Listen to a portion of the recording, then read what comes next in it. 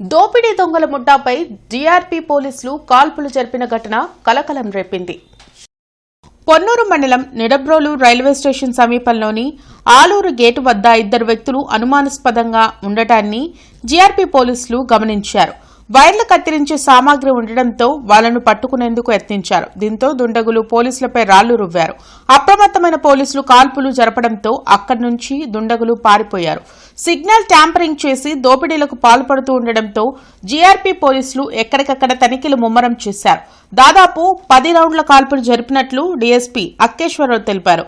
దుండగుల కోసం పోలీసులు గాలింపు చేపట్టారని చెప్పారు. ఈరోజు తెల్లవారుజామున సుమారు 2:30 గంటల సమయంలో food patrolling party, weapons party గత కొద్ది రోజులుగా ఈ యొక్క సిగ్నల్ ట్యాంపరింగ్, ఏసీబీ కేసును దృష్టిలో పెట్టుకొని ఆఫీసర్ల ఉత్తర్వుల మేరకు మా రైల్వే డీఐజీ గారు శ్రీ సత్యేష్ బాబు ఐపీఎస్ గారు ఉత్తర్వుల మేరకు గత కొద్ది రోజులుగా వెపన్స్తో మనం గుంటూరు రైల్వే సబ్ డివిజన్ పరిధిలో మనం పెట్రోలింగ్ పార్టీ చేయడం జరిగింది. దానిలో భాగంగా ఇక్కడ ఈ యొక్క సిగ్నల్ పాయింట్కి ఒక 200 మీటర్లు అటు ఇటు పెట్రోలింగ్ చేస్తూ రాత్రి ఆర్పిఎస్ఐ నర్సాపేట శ్రీ రాజమోహన్ గారు, అదేవిధంగా కానిస్టేబుల్స్ సైదా అండ్ ఆంజనేయులు ముగ్గురు ఒక టీమ్గా ఈ యొక్క హోమ్ సిగ్నల్ దగ్గరికి వస్తున్నప్పుడు సడన్గా వాళ్ళు టార్చ్ లైట్ వేసి హోమ్ సిగ్నల్ దగ్గర ఒక 2 వ్యక్తులను గమనించడం జరిగింది.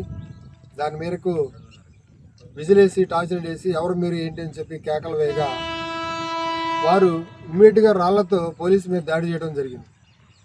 ఆలూరు గేటు సమీపంలో Nidubrolu railway station outer signal, home signal అంటారు, ఆ ప్లేస్లో ఈ సంఘటన జరిగింది. సదరు నేరస్తులు వారి నేరానికి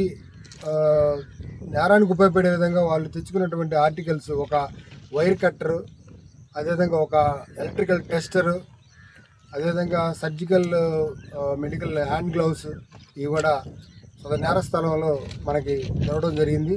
దాని మేరకు గుంటూరు క్లూస్ టీము సదరు నేరస్తులు ఏలుముద్రలు అదేవిధంగా క్లూస్ని సేకరిస్తున్నారు.